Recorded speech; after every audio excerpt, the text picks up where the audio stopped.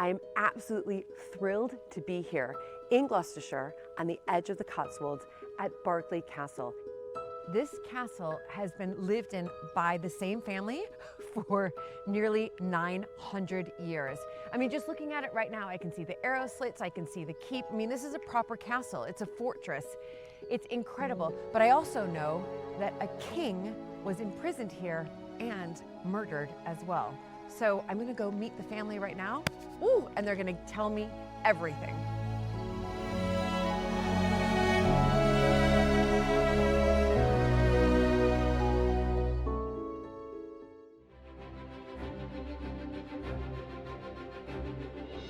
When I married into the British aristocracy, it was the start of a wonderfully exciting journey. But it was also a little daunting. I became a Viscountess, and for an American girl from a small town outside Chicago, that was quite a shock. I live with my husband Luke, heir to the Earl of Sandwich, and our family at Mapperton House in Dorset. Living in a place like this is a joy, but also a challenge. And every day we're aware that we're preserving a very special part of Britain's heritage.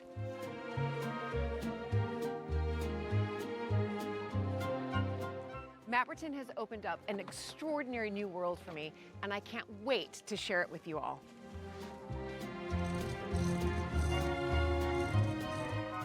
So if you love castles and manors and stately homes as much as I do, please join this American Viscountess as I journey into the British countryside in search of some of Britain's finest historic houses.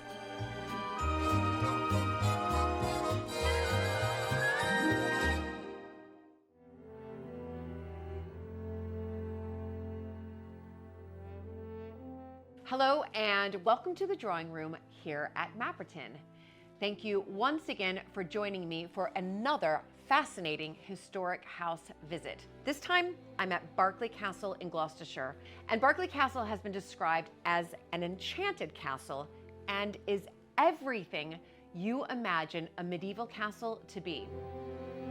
It is spectacular. Wow, and incredible. It's like walking back in time. It's a real fortress. I mean, this has this feeling of sort of defending itself from invaders and clearly imprisoning a king.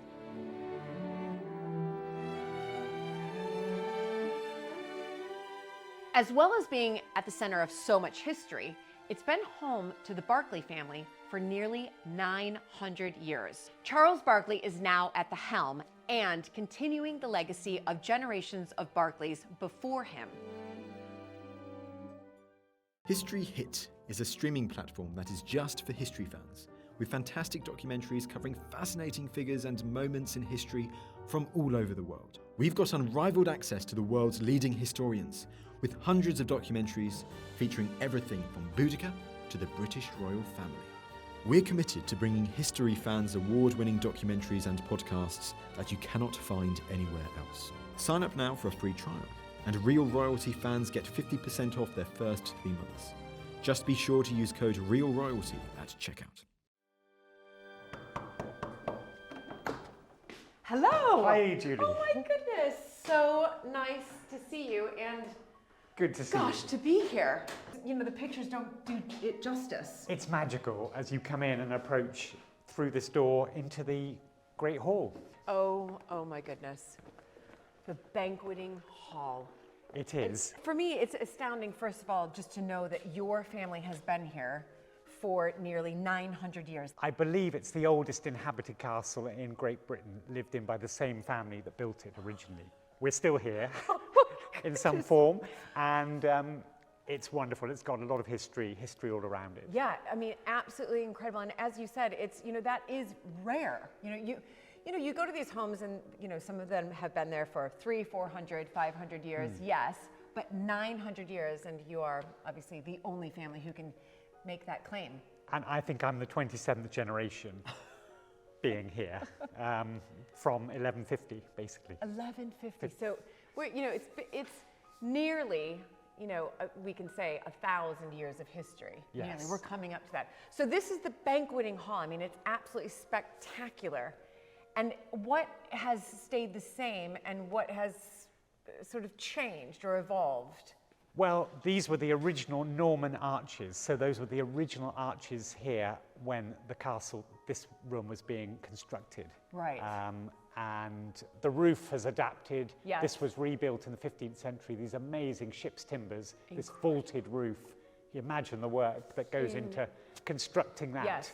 Remind us, the banqueting hall was again, like a great hall. Everything sort of happened here, is that right? Everything happened here, from entertaining royalty, families would have had dinners here. They would have had banquets to celebrate various events. They would have had galleries like this, and musicians would have played and performed. And it's been used right up to the present day. There are weddings and parties here still. I mean, that's what's so fantastic, and as it should do, and as it should be used. Now, you mentioned here, this is the Minstrel Gallery here, is that right? This is the Minstrels Gallery. And is that the original Minstrels Gallery? This is one that came from a house in Wales called Cefn Mabli, and there would have been a gallery here, but it was stripped away. This one was brought in, and they added Berkeley coats of arms on it, repainted it. And there's a famous story of the last royal jester in the country told his last joke from up there. He was pushed apparently from that balcony and died in 1720s, but he was the last royal jester in the country.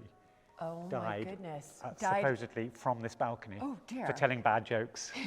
He was pushed to his death. Pushed, and he was the Earl of Suffolk's own jester, and died in this room. But he was a celebrated character of his time. And it's quite common, I mean, I know this just at Mapperton as well, some of our fireplaces, the mantles were brought from other stately homes, historic homes. You would find them and then you would bring them into your own home as well to sort of keep with the look and feel and be sympathetic to what you're doing. Is that what's happened here? There was once a minstrel's gallery, it had been removed, and then it was brought back in. Absolutely, brought back in, redecorated, in sympathy with how the building would have been. And actually, talking about fireplace, this one was brought from another property, an old Elizabethan property on the estate, and by the 8th Earl and established here. So tell me a little bit about the 8th Earl then, because you've mentioned him here, and he was somebody who decided to, right, I'm going to be sympathetic, I'm going to bring it back to its original sort of look and feel. He did. He decided that during the Victorian times, a lot of the rooms had changed in their style. They'd been wood panelled, and he stripped that away. He wanted to replace some of the earlier windows with very symbolic stained glass windows showing lots of the family and royal links to the castle. So he had these shields put on in the 1930s, I believe. Right. He put in new doors, he put electrics in the castle, he brought in a lot of stonework and doors from other places, travelled through France and Italy, and salvaged a lot of things to turn the castle back into what he felt it would have been originally. Yes. A Norman castle, which is what it was. Exactly. But it had been changed slightly over the years. Where is your coat of arms, just so I get it right? Julie, here, that shield there, the chevron, the upside down V with those crosses, that is the shield, the Berkeley shield. Okay. And that goes back to 1300. So, for example, the Berkeley there, William, the 12th Baron of Berkeley, he actually left the castle to Henry VII and his heirs. He wanted to become a marquis, and he had the castle taken away from him for his actions, that the king didn't approve of some of the things he'd done, and it became a royal castle for 150 years. But that is the family main shield. Right. And you can see it again up see there up with there. the bishop's mitre atop. Yes. And then some royal coats of arms of some of the royals who came, and other family coats of arms here. Goodness, well, I'm just having a look. So Henry VIII there, and his dates, Henry VII. Yes, up above we've got King Edward VI. That's it. So how many monarchs would you say have sort of visited or stayed or lived? We reckon about 10 have actually been and maybe come for a very short time, including Henry VIII, who came for a week. Right. You came for a week. That's 1 quite a week. long time. It is a long time. And Edward and Richard II, who wrote about, it was written about, he came and visited in Shakespeare, and he mentions Berkeley. So, yes, there were some who came briefly, and there were some who sadly didn't survive. Edward II was actually, yes. Right. I'll tell, there's more of a story about Okay. him. So, yes, we reckon about 10 visited. 10? 10. I mean, absolutely. And who was the last one to visit? And King Charles has visited here. And Brilliant. Prince Harry came and did some work experience here for a couple of weeks on the Right. estate. So Fantastic. recent So visitors. you've had recent royalty. recent royalty. That is brilliant. This banqueting hall, we know how it was used, of course, way back when. But do you still use this hall as a family? We do. We have weddings, parties in here, and we've used it over the last 5 years for many family parties, and it comes alive. It's a fantastic room. It's got the history around it. Why not, as a family, use these rooms when you can? Yeah, well, and they should be used. And Yes. That's what's so wonderful, and I think that's what also is fantastic is that these historic houses in Berkeley Castle, you know, in particular, what you've just shared with me is that they're lived in by the families. These aren't just, you know, museums filled with history. It's the family making use of the rooms and creating their own history. It really is, and I think that's so important, and you get a sense of pride when the rooms are being used for a lovely occasion and they're decorated, and you know, the sound of people enjoying themselves. Yes, I think exactly, it's great. exactly. Wow, so this is one spectacular room, and there are a lot of rooms here, aren't there? There are. Let's go and have a look at another room. Okay, great.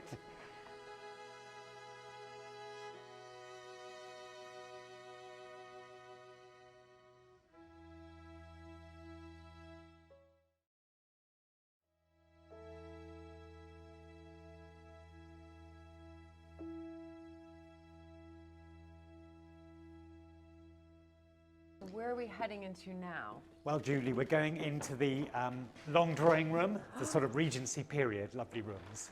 Lovely, and I can see the public gets to, I recognize ropes like this. We have them at Matwerton as well. They so this do. is one of the rooms that the public gets to Absolutely, they see. get to view this room, and it's wonderful. There's a lot of history here. Well, yeah, everywhere. I mean, this is a royal castle, so Yes, there's lots yes. of history. Yes.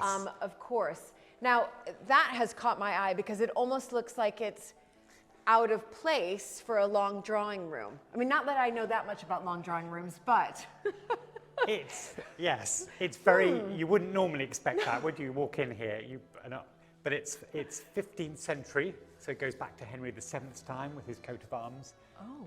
And in the middle there, yes. and But what is it? it is a pew that would have been used in church, in a chapel. A lot of these houses had the family pew. When they had visiting dignitaries, they would have sat up there. And this was in one of the chapels in the castle, a room not far from here. And the 8th Earl took it down in the 1920s because he was agnostic, didn't want to have a chapel in the house, and had it rebuilt in here, as you do. As you do in a long drawing room. But he somehow made it work. He did, and yes, as you wouldn't think it would work in a period room like this, but he had a very good eye, and it does sort of work, and you get used to the lovely woodwork and Yes. how it is, and it's and in fact it's got the nice coat of arms on. Yes, well, that is Yeah. absolutely spectacular. And what else do we have dotted around? We've got lovely paintings. This painting here is of the 5th Earl of Berkeley, quite a character in his time, painted by an artist called Bertoni. That's him in I think in ancient Rome on his European travels. And this is his wife, Mary Cole, a local lady who eventually he married, and they had 12 children, Oh my I goodness. believe, together. And there was a famous story, because after he had died in 1812, she had to go to the House of Lords and fight this court case for her children. For all because, 12? well, the eldest son, who was meant to inherit the title, it was turned down against him because he'd signed, they didn't actually get married. The church registry, he'd falsified the documents to say they got married in 1786. he was in league with the local vicar. And Right. actually, their real marriage took place 10 years later. So the older 5 children were born outside of the marriage. And she fought for this case, went to the House of Lords for the privileges case. We've got documents about it. And lost the case. No. So it caused some ill feeling. The 6th Yes. son, in the end, got the castle, but loved his brother and didn't take the title on. And the brother was actually, he let him, he got another title, the older one, who should have had the title. But it did cause some animosity. She never knew this. She thought they got married in Berkeley Church, and it was all done legally. Right, yes. But actually, it wasn't a proper ceremony. Wasn't. He rushed it through, knowing it wasn't, and they only got married, as I said, years later. But she fought 3 occasions. She went to the House of Lords to fight this. What a beautiful room, and just filled with incredible stories from, you know, different periods. And Absolutely, that's yeah. these 300 castles years of history with the pew and the paintings up to the modern day. up to the modern day. Absolutely brilliant. Brilliant, brilliant. Okay, should we walk through into here? Yes. Look at those carvings up there. Oh my. Okay, the thing that I'm just going to tell you right now, Charles, not knowing anything about this room, I Yes. know nothing about this room, are the beams. But should I be in awe of the beams? You should. Okay. Well noticed, Julie. Because these are all solid ships, again, oak timbers, and they say that they used to get the cannons on top of the roof. You had to have these strong, there's quite a naval connection with the family, but these are all from ships. You can see some different sizes. Yes. You see it very much in this room, though, the size of the beams. You do, that's incredible. I mean, And it's the room's slightly lower as well. Yes, it's the first thing that caught my eye. I mean, it's a beautiful room. There's incredible tapestries surrounding me, but Yes. funny enough, that's the first thing that caught my eye. Solid, good, Yeah. big oak beams. This was all wood panelling around here. It was stripped away by the 8th Earl, so to reveal some of the stonework, which has Yes. been redone. And then the tapestries to keep it warm. Yeah. So the tapestries are actually being used in a way that Absolutely, I think they really were- well. yeah, there's really, a really series well. of lovely tapestries that warm, Lovely. make the room cosy. tapestries. Fireplace that came from somewhere elsewhere Right. again, I know with that these lovely story. carvings, Yeah, beautiful and this carvings lovely everywhere. iron grate at the back. It's absolutely fantastic. Beautiful And there's carvings. a king right there. So is that, That Charles is- the first or the second? I think that's the second, The second, yes. and that's the Duke of Northumberland. Okay. Again, rather lovely, 2 lovely paintings. No Yes. connection to the family, but it was acquired That's by the all right. It's a family. connection to our family. So that's Charles why II, that's why yes. I always thought Charles II in any room or anywhere Right. I go. You'd have to look for It's yeah. our claim to fame. It's our really only royal link. I mean, proper royal link is, of course, bringing Charles II back for the restoration. Fantastic. That's, You know, that's a great story. I'm going to wave that flag for a long time. That's the reason we have the monarchy today is because of the Montagus. He's one of my favourite kings too. Just Well, that is brilliant. Oh, I love it that you have family photos in the rooms that the public obviously go through and see the history, but then they're seeing the living history here. Absolutely, this is the current family. This is our family, my father, my mother, my brother and his wife, my wife. And, you know, the family are seen here at the castle. We have family events. The family are often seen rushing around through these courtyards into the rooms. They come to see Granny here at the castle. My daughter and friends, they disappear up into some of the rooms. And Incredible. But Lovely. you grew up here then? Yes. We grew up. In the castle? we spent the winter months here Right. at Berkeley because there was a lot more going on in the winter here. And my brother and I, 11 months between us, there were 2 of us, 2 boys in the castle. We had our rooms up in the oldest part of the castle, and we would run around these rooms, hiding in the pew, hiding up on the king's balcony. The guided tours were on, we'd suddenly jump out. We'd be up on the roof. As soldiers, my brother, we both had a love of all things military, and yeah, we'd explore every little part. My father would often come and look for us. My mother had a bell she would ring to get us in for lunch. She'd ring it in the courtyard. and all the guides and visitors would be looking, and there'd be two boys up on the roof.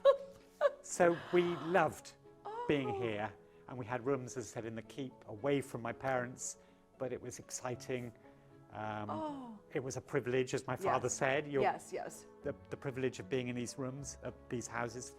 And yeah, I loved, and I grew to love history from a young age and visiting other places, but being able to explore these rooms was magical. We were very lucky. And it grows on you. This is your surroundings, and it was magical. My brother would say the same.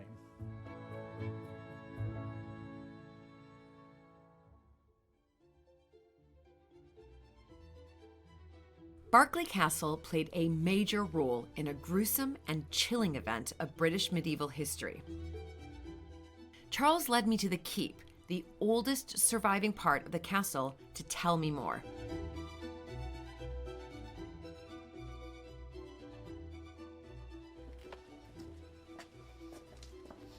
Everywhere you go, Charles, I've already decided I do feel I'm in just a proper castle. It's really maintained and retained all of its features. It certainly has, and you've got these incredible trip steps, the original steps coming up into the oldest part of the castle, the keep. Well, what are trip steps? They're made so they're slightly uneven, on different angles even, very solid stones, and the enemy coming up here would trip them up. Well, I was wondering why I was having a difficult time actually. I noticed just now. I was like, well, that's very clever. It is. It's a great invention and a piece of feat of building, and it's coming up to this solid, wonderful old keep, the original tower of the castle where the family and others would have lived. It was a safe place, right? And the enemy would often come up here, and you'd have your arrow men and guards up on top. Or you pour your boiling oil down. There's a little area just behind the door there, and get the enemy as they were rushing up these steps. As they were rushing up, but they could be tripping. Or they could be tripping as well, because of the uneven steps. Yes, brilliant. That's amazing. Okay, we're going to go into the cell now, the prison cell, where a king was kept. Oh my goodness, so this is it. This is the original cell. Which back in 1327, Edward II was imprisoned and killed. And killed. Oh my goodness.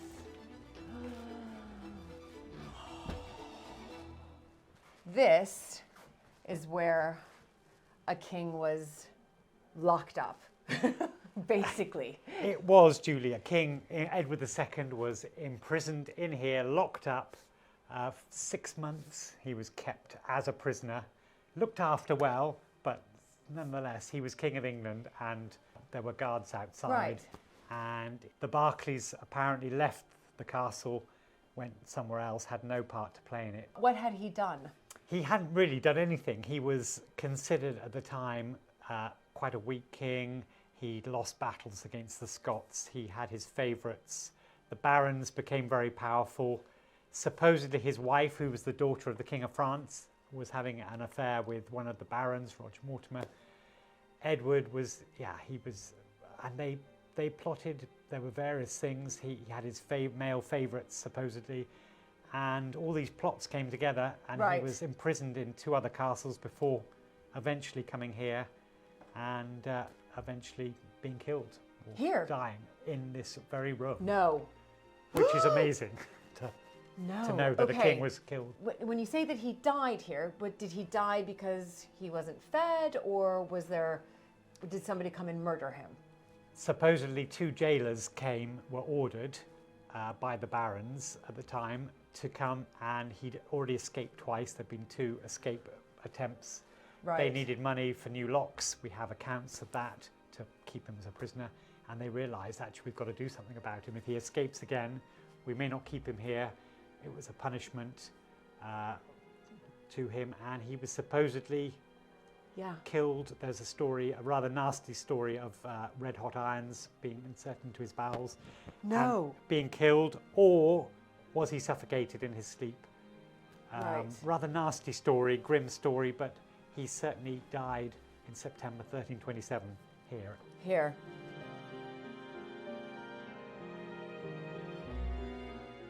Was Edward II the only person, I mean, I know he was the only king to be imprisoned here, but was he the only person to be imprisoned here? No. Was this used as sort of...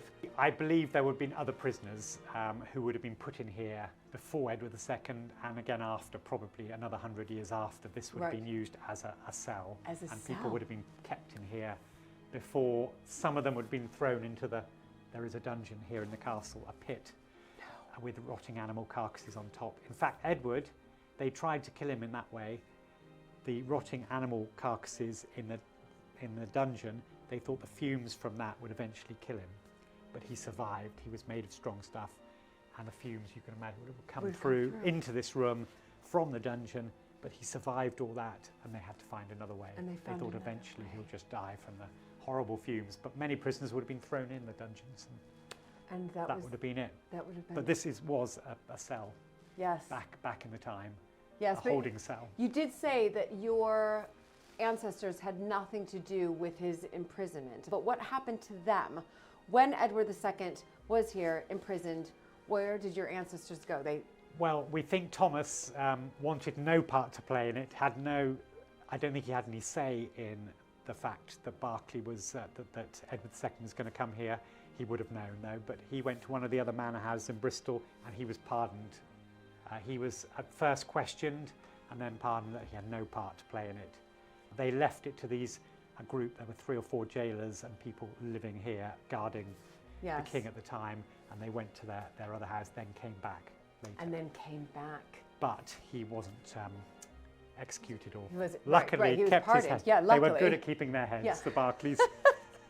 Yes, for 900 years. For 900 years. Keeping on the right side of the king or queen, which was important.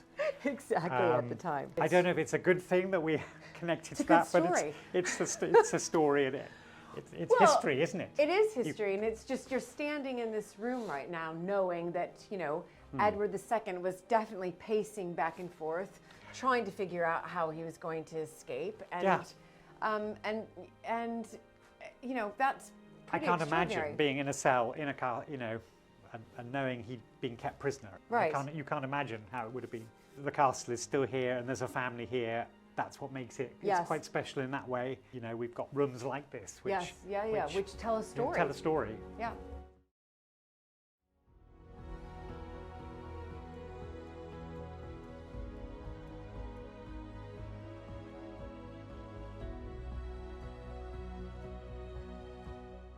Berkeley Castle is breathtaking.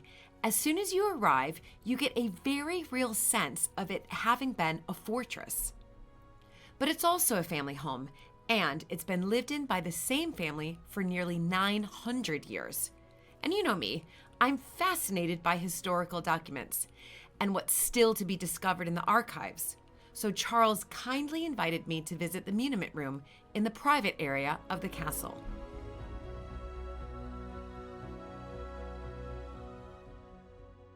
Here we are in the muniment room, Julie.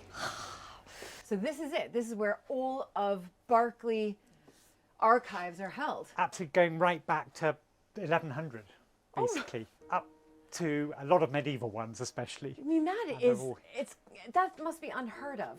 Is that right? Having this large of a collection that dates back. I think there are many family collections that go right back continuously that far.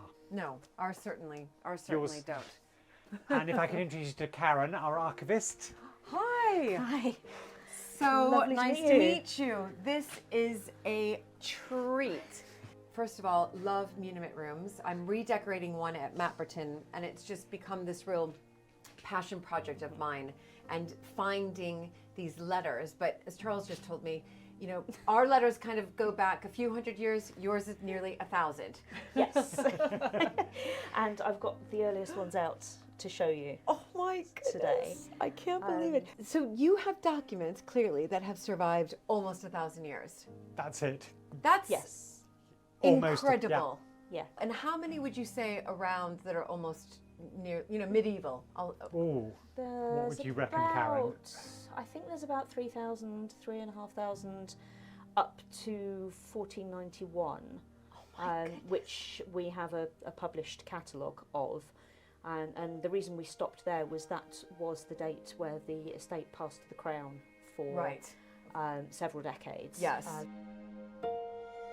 So the top three are the documents by which the estate originally came into the family in the 1150s. So they're not dated, but we can work out roughly when they're dated by the names of the witnesses at the bottom. So who was around at this particular time. So this one is the very first one, and we think it's about 1150. And you've got H is Henry, Duke of Normandy, Count of Anjou, and that is Henry II, but he's not Henry II yet. Okay. And he is granting to Robert Fitzhardinge from Bristol various things, including some land in the manor of Berkeley. You can just see Berkeley there. Okay, yeah, I can. And one of the things that, one of the conditions that is laid down is that he is to build a castle, and you can just see Castellum there. Yes. So this document dates back to before this building. They're older than the building itself. That's amazing in Isn't it itself, amazing? isn't it? Yeah. It's amazing, but it's Yes. also amazing because obviously this is in Latin. Yes. Yes. But you can clearly see Berkeley right there, clearly, and then of course Castelli right there. So it's incredible that Berkeley, even the name, because you know how language has just evolved, has pretty much stayed the same and almost the exact spelling. Almost the exact, so it's Berkeley with an AI on the end. But so that's this is very important because in one sense this is a document saying that the soon-to-be Henry II is in one sense giving this land to the family. Yes. Okay. And then this one is a marriage contract between Robert Fitzhardinge's son Maurice and the daughter of the guy who had Berkeley before, and his name is Roger de Berkeley, and his daughter's name is Alice. Right. It's not mentioned in the document. It just says the daughter of. Yeah. But also the other way as well. Roger's son Roger is marrying Robert Fitzhardinge's daughter Helen. All right. So it's a two-way family marriage contract, Yes. presumably to make sure it's stuck. So again, that's very important because that's sort of this agreement of marriage. If you like. Yes, absolutely.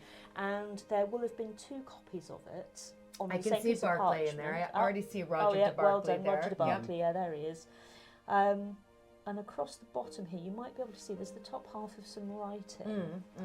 And it will originally have been one big sheet of parchment, and written across the middle in big letters will say Chirographum, which they would put across the middle and then cut, and then you both get a copy.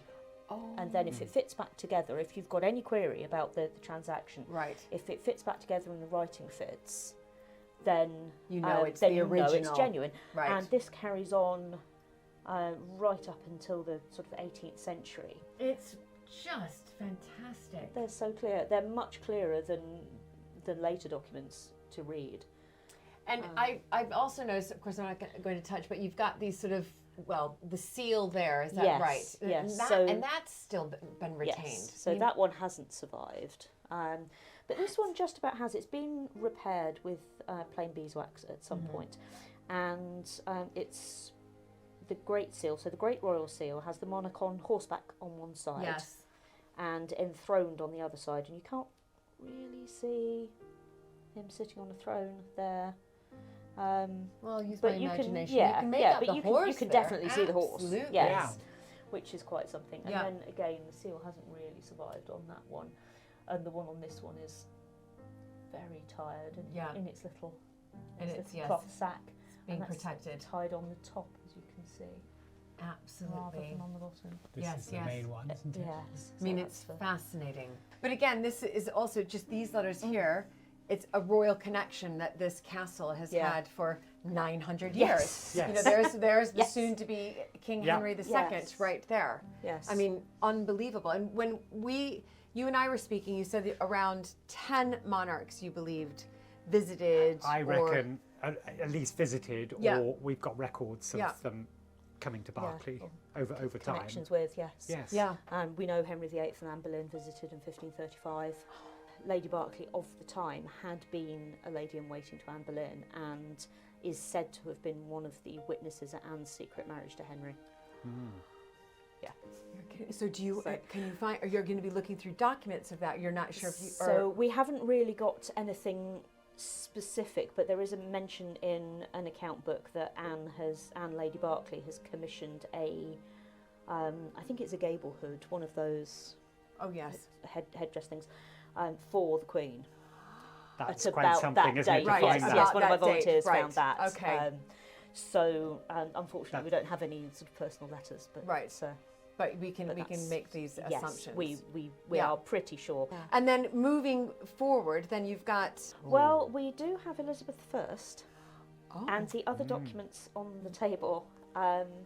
These are 3 letters from Elizabeth to her cousin, or rather her cousin's son, George. So George Carey, Lord Hunsdon, is the grandson of Mary Boleyn. Mary okay, Carey, yes, the other Boleyn girl. the other The other Boleyn girl. Yep. Yep, saw that So film. Anne Boleyn's, yep. So Anne Boleyn's sister's grandson, this is George Carey, and Elizabeth I is writing to him, and we know that she thought a lot of him because this yellow silk that you can Yes, see yes. here, originally the letter would have been tied up and sealed with it, look. Beautiful, beautiful. I can't and believe she- that's still Yeah, Gives it's, me and it's chills. still on so it. bright Gives me yellow, chills. it's beautiful. Yeah. And apparently she only used yellow silk on really important letters and letters to people she was proper fond Right. of. okay. Yeah. So, and in these 2, she's, I think she's writing to him, he's been to Bath, I think, to take the waters, and he's not been very well, so she's hoping that he's better and hoping that his language has improved. Apparently he was a bit of a swearer. Oh right, right, And sort of generally sort of gently teasing him. She sounds very much like an affectionate aunt. right, right. And so we think they were probably written on her behalf by a secretary, but signed by her. Yeah. Well, I was about And to say, because you the can big- see the the signature. differences in this Yeah, writing so this one is very much a different hand and this to writing, this one. but the signatures. Yes. There she is, Yes. Elizabeth R. Yeah. Elizabeth R. Your most Affectionate sovereign. Yes. And Elizabeth always did that with her signature. Yes. Sort of. big flourishes. Yes, Yes. yes. Great big sort of squiggle on taking the up a E. bit of Yeah, space. yeah. These were probably written in the 1580s, 1590s, I believe. Well, I'll tell you what is extraordinary. I mean, if you think about, this is what, 500 years old. Well, That's- yes, yeah. exactly. I can read that entire Yes. letter. Yes. So this is in an unbelievable. italic hand, which I mean now we think of italics as being the slanty font, but this this is the sort of the forerunner of our modern handwriting, where this one Yes. is in something called secretary hand, Okay. which is Very difficult. for me. rather different. A lot of the letter forms are very different. It takes a bit of learning. It takes you a bit of time to get but your you're eye right in. about I can Yeah, read so Good Good George, George, yeah. because I've heard that before you're departing for Bath, next maybe not, your speech was Become become much better. nor your legs. Oh yes, that's any it. It's stronger. neither. Yeah, so no, neither your you- speech was become much better, nor your Ah. legs any stronger. So yeah, so she's taken the mick out of his Yeah. terrible language. Oh my goodness. It's mean- great you learn a little bit about Yeah. her language and Yes, and the how and, she yeah. and the relationship between them as well. Yes. And this one, somebody has written on it by the Queen. Yes. Uh, I've thought that's what it was, Yes. but I thought I'd Yes. hold back just in case it Yeah, was something yeah, else. Yeah, no, it And is isn't. this her squiggles? But that's her. Yeah. That's her Her big old very signature. Yes. elaborate. Karen, this has been a real treat. I cannot begin to thank you, well, both of you enough. I can't even believe that I'm actually seeing this.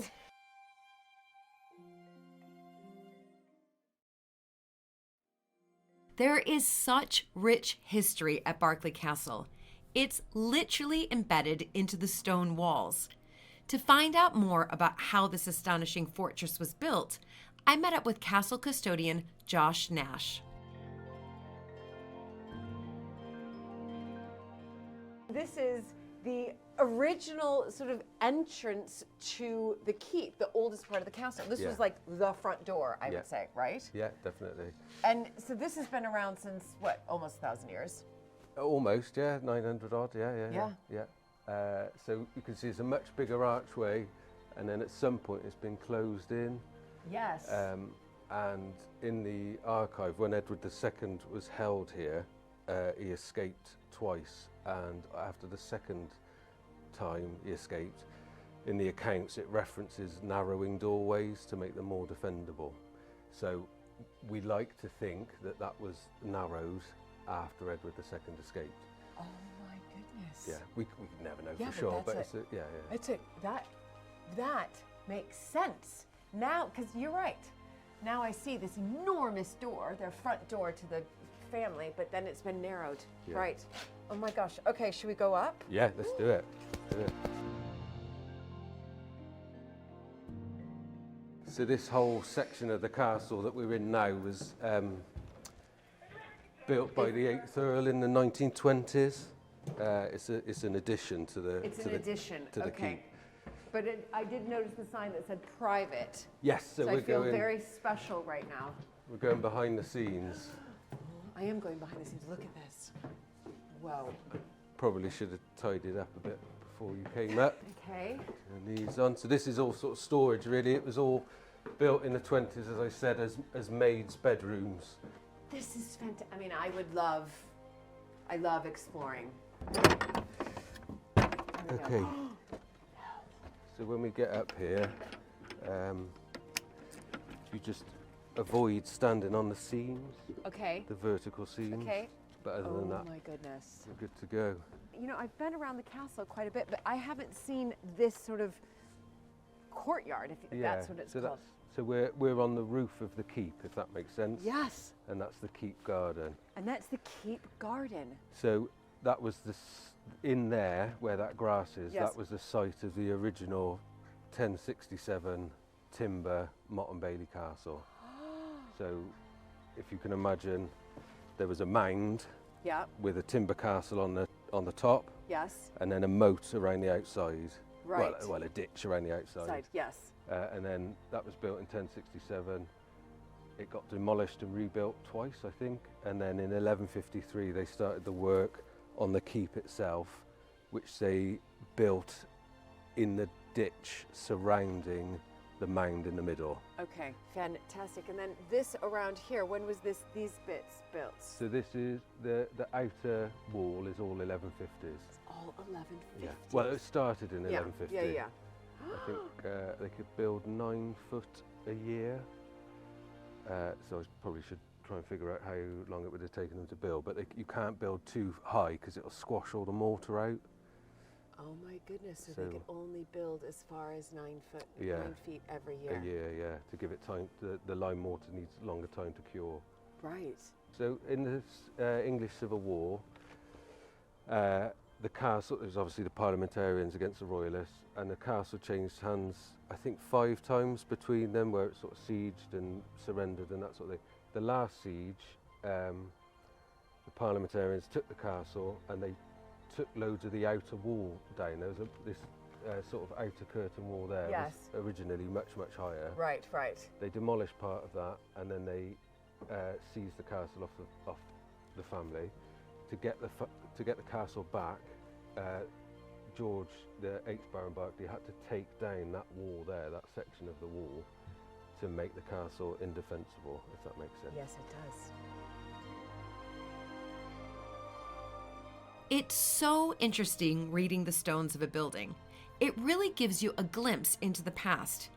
And from the roof of Berkeley Castle, you certainly get a unique perspective of how the castle evolved. This view is spectacular. Yeah, those chimneys are probably one of my favourite bits of the castle. If you see, I don't think our visitors would ever really notice, or anyone hardly ever notices, but the middle one out of the three It's different. is Yes. convex, yeah. Yes. And when were those built around you? This is 1928. This Earl, Eighth Earl. Yeah. Fantastic. Absolutely beautiful. I mean, the chimneys are just stunning in itself. That big chimney there. Yes. So these are all 1920s, but that big chimney is when Henry VIII held the castle.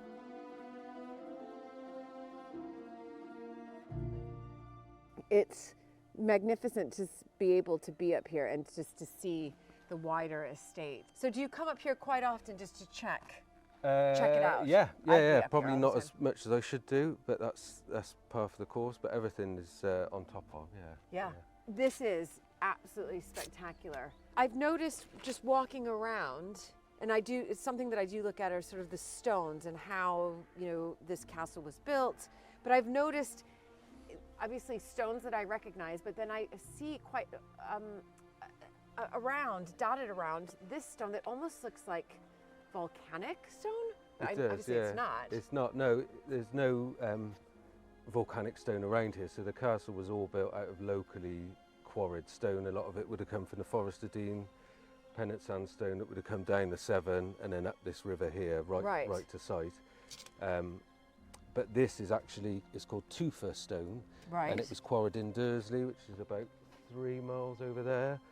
And it's the newest stone, if that makes sense. So spring water would have come down off the Cotswold edge, heavy with lime basically and minerals, and then it settled in these great big pools in Dursley. And the minerals in the lime would have fallen out of suspension down to the bottom of the pool.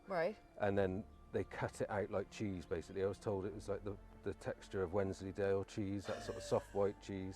They would have cut it out of the bottom of the pool with spades and then just let it cure on the side of the pool, and it turned into stone basically. It turned into stone. And then all of these divots are just old organic matter that was in the bottom of the pool as well that has subsequently rotted off. So it looks like it's been sort of eaten up by acid or extreme temperatures or something. You really get this sense of being up here, as not just as how vast Berkeley Castle is, but the sense when you look at the stone, the amount of time, effort, money, power that was put into, creating these fortresses to defend. Yeah, and there's a huge part of it as well was imposing themselves on the land. Yeah. So this would have been rendered white, rendered originally. So a lot of the stone, I won't be able to find any now, but a lot of the stone, the local stone is poor quality. Right. But they used it because it was quick to cut and quick to yes. build. And then they would have rendered it all. So it would have been this beautiful, pure white building on the landscape when up until that point everything was sort of timber. Right. And the Normans came in and just went, we're in charge. All right, so you're telling me that once upon a time, this castle, if I were looking at it, would have been white. Yeah, pure white. No. A huge sort of almost blot on the landscape, really. Oh my gosh. We have got bits of render left. So it was rendered up until sort of 1830, I think, or 1840 is the last entry in the accounts for rendering or pargeting, external pargeting.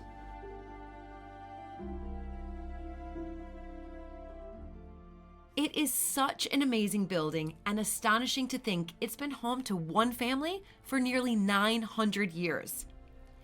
As we walked through the rooms of the castle, Charles was keen to show me a very special portrait in the long drawing room.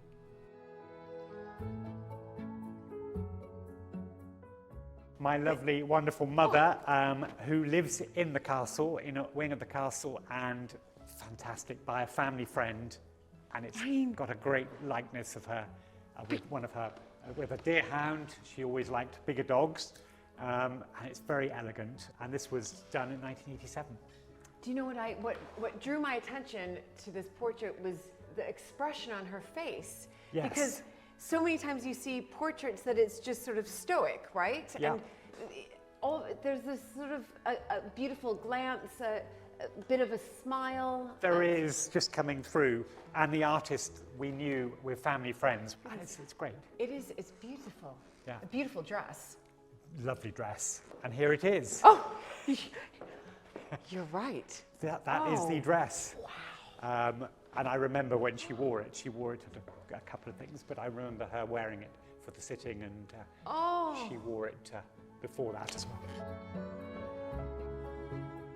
Charles's mother, Mrs. Georgina Berkeley, has lived in the castle for over 50 years. When we met, I asked what it was like to raise a family in a castle. and a castle that is open to the public as well.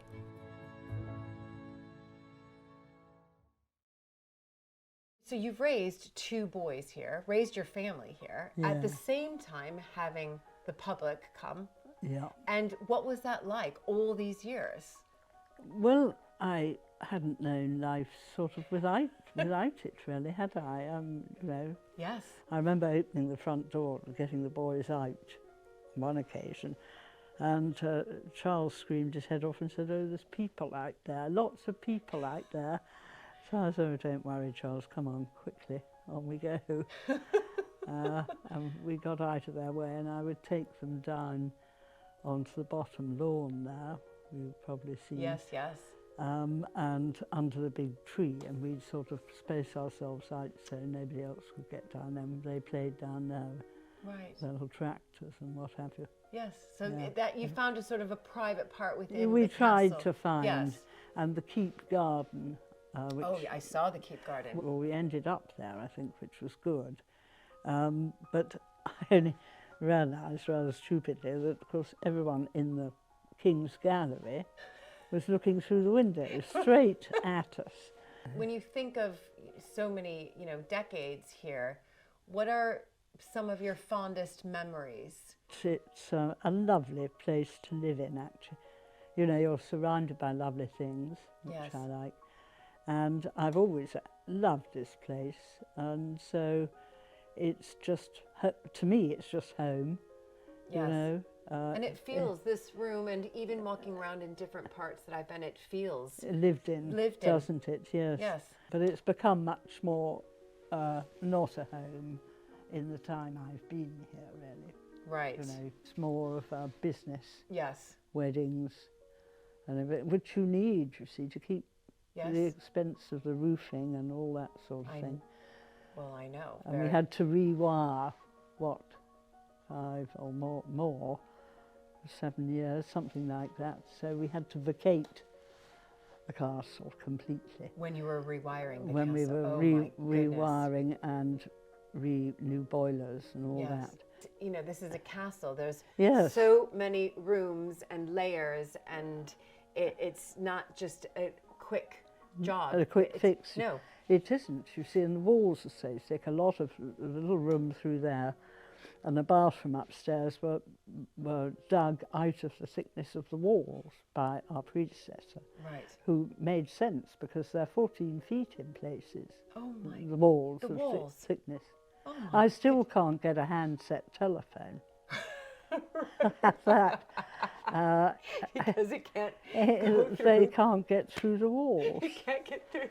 which I think is splendid in this day of modern technology, Yes. isn't it? Yes, it is. Yes, it is. It's wonderful just for me personally to come and visit here, because also we have a historic house that we run as well, and it's lived in, and it's very homey, and that's what's so wonderful to Yes, be here. and you're aware of the peculiarities. Yes, and the difficulties, Mm. and because there are difficulties, it's, we have this phrase that my husband and I always use, that it's no picnic running a historic house, even for the family that invented the sandwich. Because Yes. so, and it takes time and patience and an understanding, and also I think a sympathetic view to make sure that we aren't over modernizing and overdoing it, so that it still retains with the features that we want to retain, but also becomes a comfortable family home. But yes, we're opening it up But to the also public. you've got the character. Yes, You know, I think it's a great shame to move everything. I agree. My husband was exactly the same. He hated change, as he always said, so nothing had to change. Right, And so I didn't bother. right. I mean, most people would have put in more modern kitchens or whatever, you know, but Right, but I'm when very happy without it. yes, exactly. I think that's brilliant. Yeah. I also do need to ask, because whilst being here, I discovered the 8th Earl, I know from Charles and also speaking to Josh, has done quite a lot of work here, from the roof to Huge the lot. huge, extraordinary amount. And I also found out that his second wife was American. Is that right? Molly. Mo- She was a pain in the neck. I shouldn't say that, actually. She's dead, so I think Yes, it's she's okay. very dead. And when we had to go, she was American, as you Right, say. right. I don't want to be rude about No, your race. Listen, we've had a couple of people sort of a couple of women ruffle some feathers in the past. So I know, and remember, you know, the Americans sort of came over during the turn of the century, the turn of the 20th century, and did kind of ruffle up the historic Well, houses. I know, because the British, the English, well, actually the British, were looking for rich wives. Yes, yes. So was Molly a rich? Yes, very. She was a Lowell from Boston. Yes. And she married the last, as she always calls him, Right. in the thing she's written, you know, the last Earl and all this, and married him. We had to go and meet her. Oh, you met her? Yes. Oh my goodness. I only the once. John met her quite a few times as a Right, little right. boy, I mean, as he was Yes. growing up. And probably, in fact, he met her when Lord Berkeley was still alive. Okay. And they were living here. But I didn't meet her till after he died. And we had to pay for her to stay at Claridge's for, I think it was a month, every year after he died. Oh my goodness. So we went there once, had tea with her. We were bidden for tea. And I thought, well, it'd be civil, you know. I said, well, you know, do come and stay if you're ever Right. down in Gloucestershire or anything. Come and stay, she said.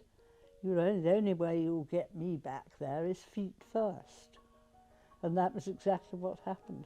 She came in her coffin. No. Oh my goodness. Yes, I think it's hilarious. We actually made the coffin at the state yard here with Right. Berkeley oak, beautiful coffin. Yes. And we had a little mass for her in the chapel here. Yes, yes. So she did come from a wealthy family. Yes, And then very much was so. it her money that helped? Yes, because Lord Berkeley, well, he had plenty of money, but, you know, doing a house up wasn't how he would look upon spending it. Thank you for your time No, and for not a just these bit. wonderful, memories and. Well, it's I been haven't brilliant. got too many, Yes, you do. unfortunately. I wasn't here long enough, you know. But, Well, 50 odd years is quite some time. well, it feels to me like a lifetime. Yes. I know you must feel the same. Yes. Having spoken with Georgina about the American Countess of Berkeley, I was keen to visit the family chapel in the church just outside the castle walls.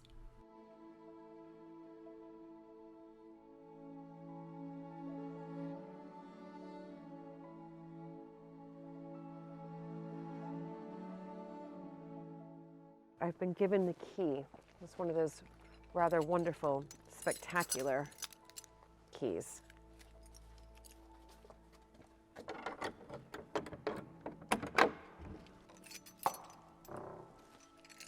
Oh my goodness.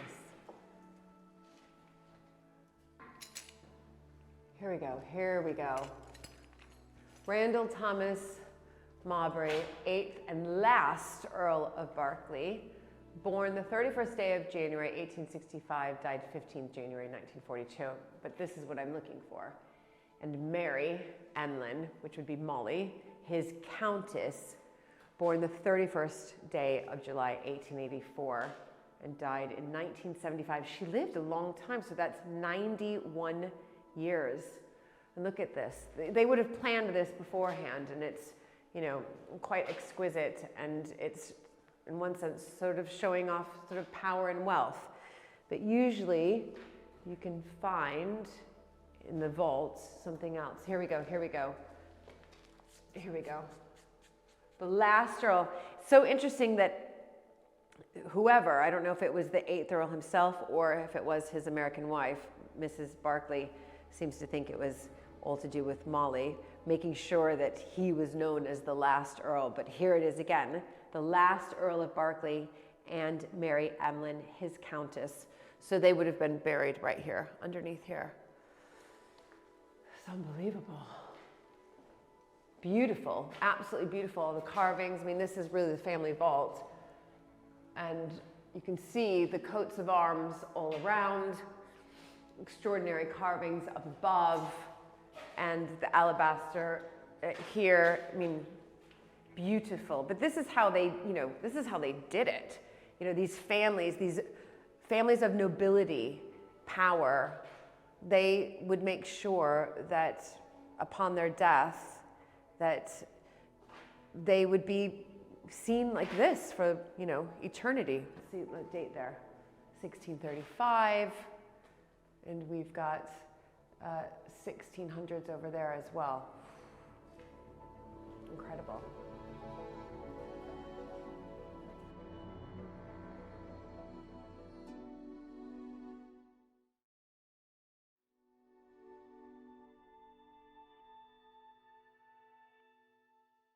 Dominating the landscape in the deer park on the Berkeley estate is the most spectacular folly.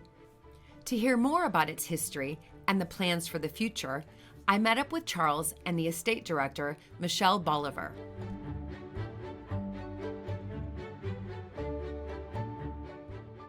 And here we are heading up to this fantastic folly in the middle of the deer park. Follies were used for, why were they built? I know there are several reasons, but... Yeah, lots of reasons. This one in particular is more of kind of a hunting lodge, so it's actually quite big for a folly. Lots of them were just eye catchers. They were places to look to on the horizon, so that you had you could show off kind of where you were going and had a point to kind of go somewhere for an indoor picnic, I suppose, as you were having a nice adventure around the estate. Right. The building was started in 1805. And then it took quite a few years to complete. So some follies are just like one room with a pretty view or whatever, or an eye catcher to kind of ride to or walk to. Whereas this actually has 3 big rooms, which we'll go and have a look at. So yeah, this is quite large compared to a lot. So Charles, really, compared to the castle, this is kind of like a new build, right? It is, relatively speaking, 900 years, and then you've got 200 years, but still. Yeah. It is still an old building. Yeah, it's beautiful. Impressive. Really impressive. And is it still used today? We do use it a few times throughout the year, don't we? Occasional events in the year, one or two, but we want to really get it up and running. To be able to use for lets. Yeah. So it's in need of a bit of love and attention. Yeah. Yes. Brilliant.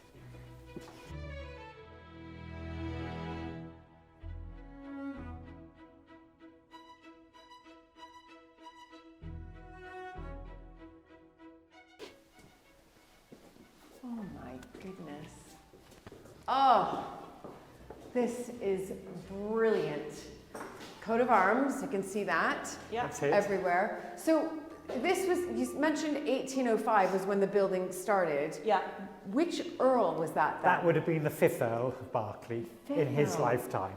Right, who had 12 children. And his children would have been involved in this. Right. So maybe this is where he escaped to from the 12 children. Right, from quite likely. Good hiding place. Exactly, it's a very good hiding place.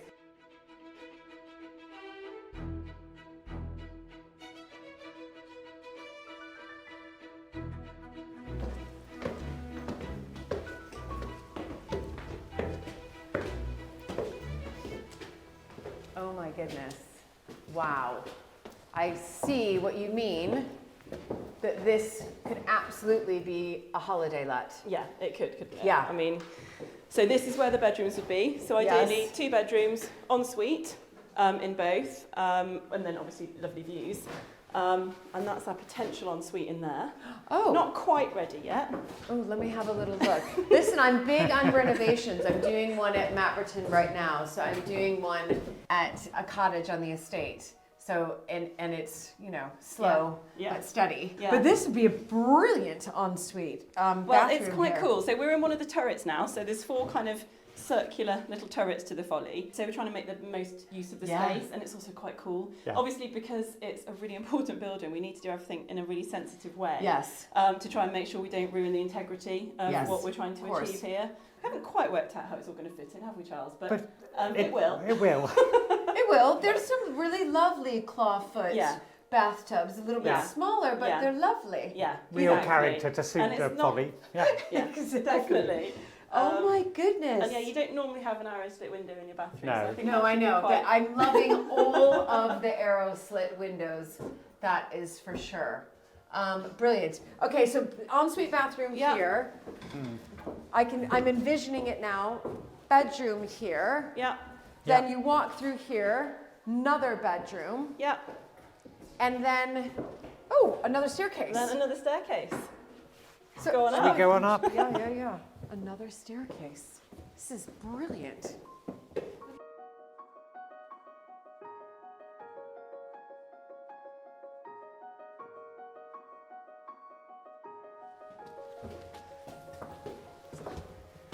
I mean, I'm speechless. I'm actually speechless. This is the party room. Right, this is the party Definitely. room. But it's incredible because you've got these 360 views. Yeah. And you've got Deer Park surrounding. I mean, and the light coming in. All right, so Michelle, what are you thinking for this room? So rough plan of attack, this would be the kind of the sitting room, the drawing room. So people will come up here, there'll be a nice fire going, they'll have lovely views. If it's a sunny day, they'll have lots of fancy velvet curtains. If it's not, they'll feel cosy in here. So that's the plan for this. And I think trying to just bring it back to, trying to use our imagination, what would it have been like when the Fifth Earl was enjoying it? And kind of have a nod to that. Yes, so, absolutely. that's the plan. Right, and then I can see 2 doors on either side. So turrets again, so as we saw in the bathrooms below. And then what we're thinking in here, which is a nice little cosy space, is that could be the kind of little hidden away reading room. So, library-esque kind of reading chair. So you can go and escape there and have some quiet time with the arrow slits and everything else in there as well. Yeah, it's like and a probably a snug. drinks cabinet of some drinks, Got to have a definitely bar drinks. area. Yes. Bar, Quite a big one. absolutely. And then that one across. Probably blue bathroom, so that you haven't got to go all the way down to the bottom floor when you're kind of up here with all of your stuff, and store, so you can just bring everything at once. So This is brilliant. I mean, this is cool, definitely, isn't if it's, I mean, I have to say, one of the best follies I know it's I've ever been in. Yeah, it is. It's We love it. It's lovely. Absolutely brilliant. Well, I would definitely be keen on letting it whenever that happens. Fingers crossed. Sign me up. But wonderful that you have, again, this bit of history that the 5th Earl left the family, and it's still standing and will be used again and again. And I think that's what's so important, not just this building, but kind of across all estates and all historic buildings, is how do you keep giving them a future? Yes. Because things change, we're no longer having big hunting parties in here, that isn't what it's used for. Right. So how can we make it have a future, both financially and to make it stand, and so people can still enjoy it, because that's what it was built for. Yes. It was built so people could have a really good time in the Deer Park. Yes. And that's kind of what we want to keep going, really. Yeah. And it's in this wonderful location with views on all sides, so let's make the most of it before it deteriorates more. That's exactly right. Yeah. And actually that's one of the biggest issues that we have here, is it was built, it was beautiful. He obviously employed very good craftsmen. The stairs are a really good example of excellent craftsmanship. However, it's made out of something called mudstone, which is highly inconvenient because we're quite exposed up here, and it just starts shattering. So one of the big costs, and you can't just fix that and then forget about it. So one of the big costs that we have is we have to keep stabilising that stone. So whether that's through treatment, whether it's through pointing, whether it's just through making sure it's safe. Yes. So that's just an ongoing thing that earns no pennies at all, but that we have to spend quite a bit of money on to keep it in good structural order.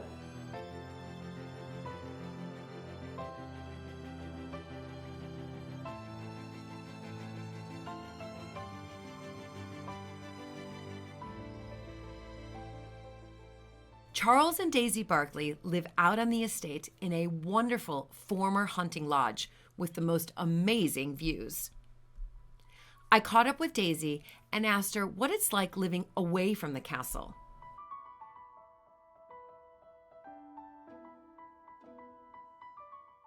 When Charles and I married, Charles's parents were in the castle. Charles's mother is still in the castle, and she's very happy in there. You've been there, it's very warm and cosy. It's a lovely place to live. It's a very safe place to live. So it was never going to be for us for the time being. But we also, we have quite a collection of animals and some quite large dogs, which we love. And with the castle open to the public so much, I think it's open 5 days a week. Yeah. And for a lot of the year, and there's lots of weddings as well, for us to be going in and out, because you can't just open the door and let them into the garden. Right. Because we have inner bailies and outer bailies and great big doors and locks and keys and things, because it's, a maze. A proper castle. Yes. And also, poor Charles, when he married me, he did get this menagerie, which included horses. And so, yes, living where we are now, we have a barn with internal stables, we have loads of space, and we're just spoilt rotten with places for the horses and the dogs to roam free. This house, though, how long has it been here? What's the history of this house? And when you look at it, it looks like the most insane place to build a house, because you get hit by all the weather all year round. And I mean, it is hilarious when the storms hit and we just sort of batten down the hatches. But it was not built as a sort of family home. It was built actually originally as a hunting lodge.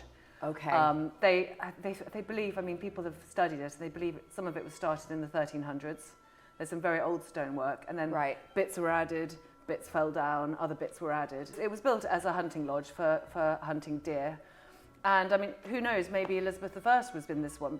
Right. Because, I mean, she came to hunt deer at Berkeley, and I think she stayed for a little longer than anyone thought she would and killed most of the deer, but she may have set foot in this place as well. I mean, it has probably got a hell of a history. And so then when did you move here? The last tenants were farmers, and I mean, poor them, the whole thing was sort of falling down around them, and they were very hysterical staying here. I think not many people would. There was no electrics. They had occasionally, I think they had a generator if they wanted a bit of light. And there's also no running water. So like roughing it? Proper roughing it. Fantastic. There was a little wood burner. And I mean, we are sitting here all cozy with underfloor heating, so warm, thank living you. the life of life. I think they also rather loved it up here. And then it became just derelict. And there was trees growing through where we're sitting now. No. This wall, I think, was about to come down. There was sort of falling down pig pens. I mean, it was a ruin. Right. And it was virtually about to be razed to the ground. And someone made the brave decision, thought, actually, let's make it a holiday let. Okay. Which probably would have been amazing. Yes. But Charles and I saw this happening, and we thought, actually, maybe we could just get in there first. Right. And we made the decision, and it was the most exciting thing we could have done, because to live here is just, we feel like the luckiest people alive with this view. Daisy has a successful equestrian career, a highlight winning the team bronze medal at the Beijing Olympics in 2008. I think the peak of my career was around the years when Charles and I married. And I think since then I've been reducing in numbers. I think, I'm getting older, and so every year, I seem to be one horse less. Right. And I'm now down to 2. Right. And they're 2 lovely horses, and I'm not out there competing all the time like I used to, because I think, as you get older, I want to do more things to help Charles with the castle and with projects that are going on there. I can't completely let go, because I do all horses are lovely, but competition horses, well-trained horses, I just love riding a lovely horse. And I think when the love is completely gone, or I lose my nerve, I think that is the time to completely pull the plug. Right. I think Charles would be quite keen if I pulled the plug soon. You married in 2009, is that right? Yes. And then you had, that, as you said, that was the height of your career, because you had the 2008 Beijing Olympics. Yes. And you had a bronze medal in that. Fantastic. So that Wrong colour. It's the right color. All medals. At least we got something. Yeah. Career. And then after that, you married Charles. When you knew about sort of Berkeley Castle, this was going to be where you were, one day going to end up. I mean, for me, it felt a bit daunting, and had a career, but also I'm the American, so I was like, whoa, what? But did you feel that same sort of, I guess, emotion inside, or did you kind of feel like, I'm going to separate the two for now? I'm going to carry on with my career? Yes, very much so. I knew that Charles and the castle, they have an incredibly good team working. They have a very good system. Everything runs like a well-oiled machine. And yes, there's always going to be evolution of that, new things happening. And I knew Charles always said that he would love me to get involved doing whatever interested me. And we do have a lot of talks about it, what does interest me. I'm very fond of the garden side of it. Yeah. And Berkeley does have a beautiful garden, and I think it's just rather a wonderful garden. So I would like to get more involved with that. And they've also got a new project with a kitchen garden. Right. And there's a new restaurant being built. And I think we want to try and have a really good project with the kitchen garden. Maybe also try and encourage a little bit of I'd love to have a little farmers market going on. Start small, see what the farmers in the area would like to sell. Yes. And see where we go from there. And I am going to ask you sort of the million-dollar question. Do you think that there will ever be a time that you will move to the castle? I mean, we're very aware that one of the sort of USPs of Berkeley is the fact that it has been lived in by the same family since the day it was started. Nearly 900 years. Incredible. And we don't want to be the ones to break that chain. I don't ever see us living in it 24/7. Right. Because of the animal factor. Yes. We're never going to be without animals. Right, and our daughter Mary, she has ponies. She's convinced she wants to ride. Right. And it's much easier to be out in the middle of nowhere. We'd love to retain a small area where we can stay. And I'll do whatever he sees fit. But I know, both of us do love just being able to take a step back. Yes. And it's almost like leaving the job slightly. And Berkeley, considering how cold and dank it would have been once upon a time, as a proper, fortified castle. I think the last Earl put a lot of money into it to make it an incredibly cozy place that it is. And it's a lovely place to stay. Yeah. And to look out of the windows and see around you and these wonderful, incredibly thick walls. And it's an absolute treat.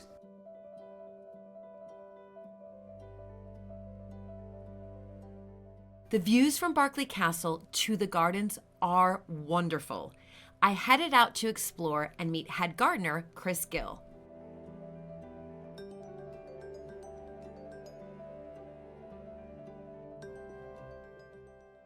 Hello. Hello. I was told I could find you here. Hi.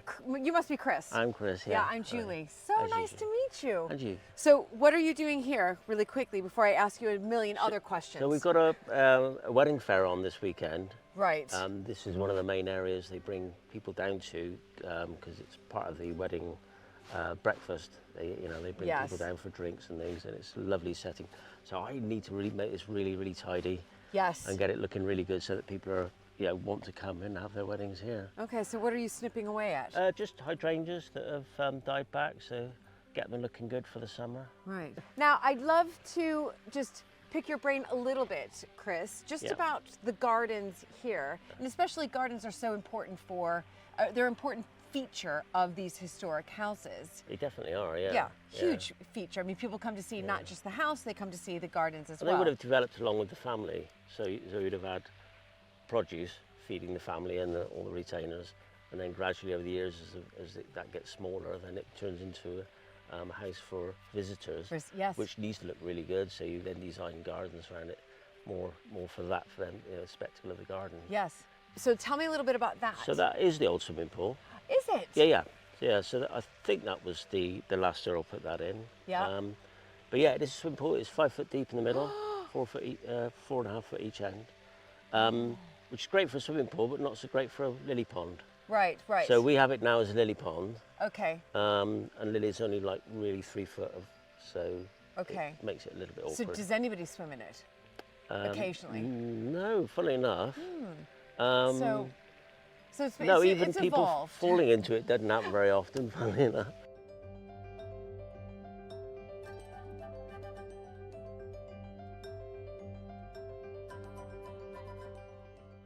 So how long have you been working here? That's my next question. 33 years. Oh my goodness. So you've really seen a lot of a lot of changes, yeah. And what would you say in particular has been the biggest change that you've seen or you've done yourself in these gardens? Because they're quite terraced up. Yeah, definitely.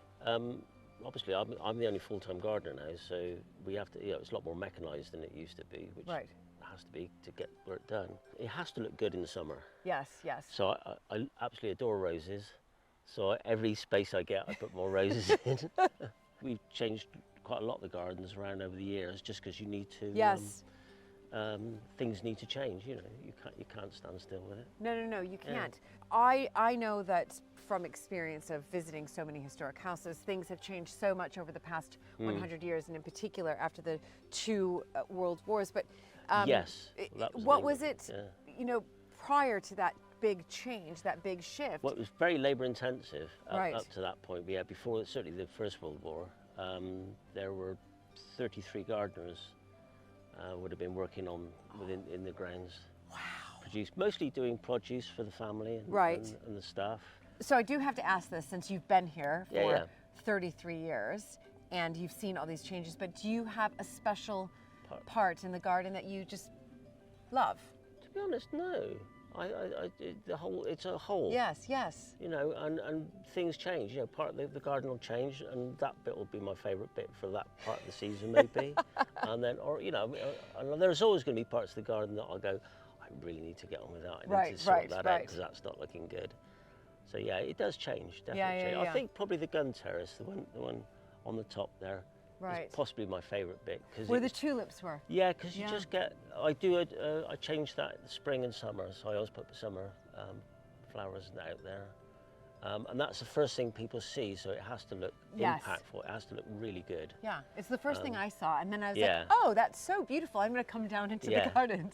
So it works. Yeah, and that gives me, because it's got these beautiful walls giving a lot of heat, it produces a fantastic environment, and you've got south facing as well. Yes. So you can grow all kinds of tender plants there, which, it's a really good aspect. So that probably is my favourite bit. Yeah. Oh.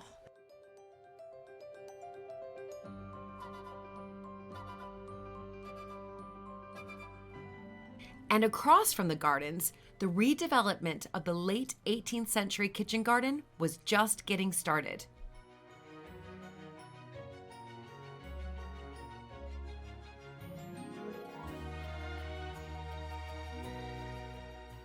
All right, there's a lot of noise going on behind me.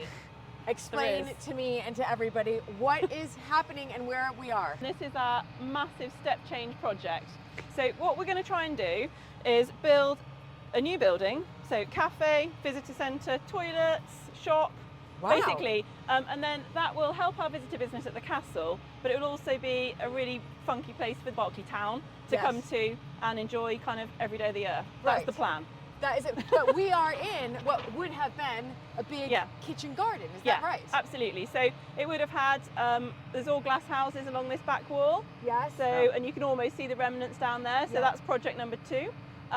There would have been, and one of the big bits here, we want to recreate it. So this would have provided a lot of the food for the castle at one point. Yes. So we want to try and recreate that as much as we can. So historic planting, reinstating fruit trees. We'll have peaches and apricots espaliered along the sunny walls. We'll have herb gardens, and then we've still got the veg garden down there, which we will keep and kind of keep working on. Right. So yeah. Fantastic. No, because when I spoke to Chris, your wonderful head gardener, he did tell me a little bit of the story that at one point, 100 years ago, and like all these historic houses, they had 33 gardeners and they had this huge kitchen garden, but that's what these kitchen gardens were used for. They were used to feed the castle and the community around. And obviously we've evolved very much so, and we now open up our houses to the public. And we want the public to come in, but in a different way. Exactly. We want to be able to grow things in here that then the caterers can then make into something lovely. Right, yes. So that's the plan. How wonderful. Isn't that cool? It's but this really is step cool. change for Berkeley. This is a really big It project really for is. us.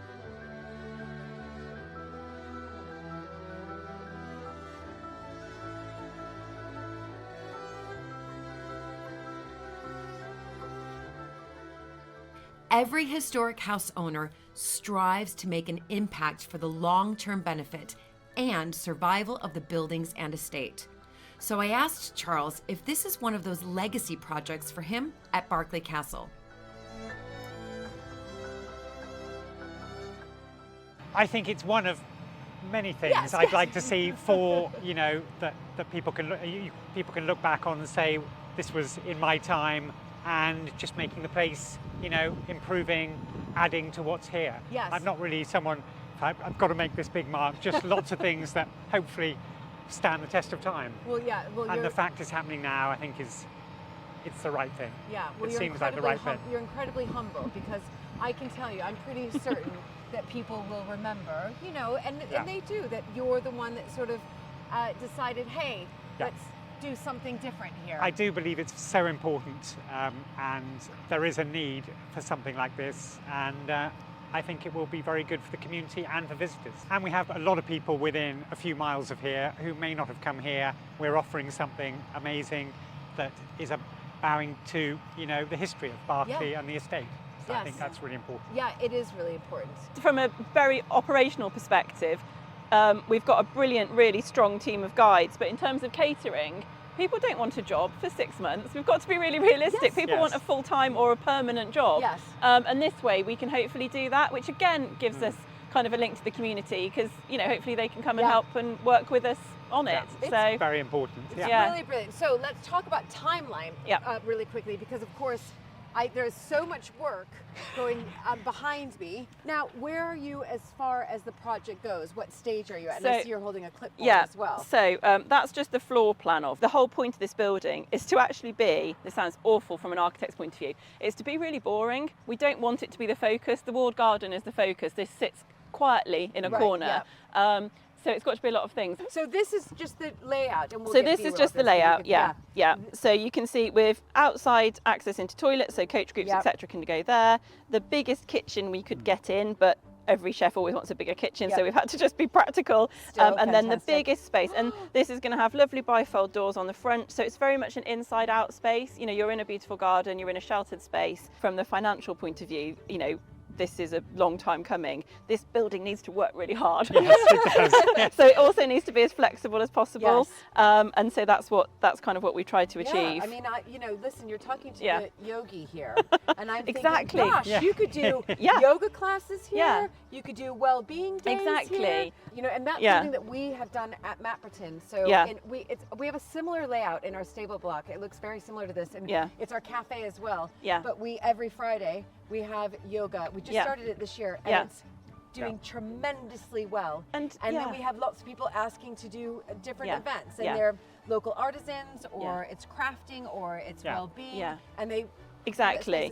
And I think if we could really link to kind of the food story, we've got food production in the kitchen garden. We've then got food production on our estate, wider estate with our tenant farmers. You know, there's got to be some synergy there that we can really bring in. That's what we're planning for. And that's where we can use it, I think, here. I mean, brilliant. I'll come back. I can't wait. I've invited myself like 3 times already. Anytime. You're welcome. Whenever you fancy. Clearly coming back.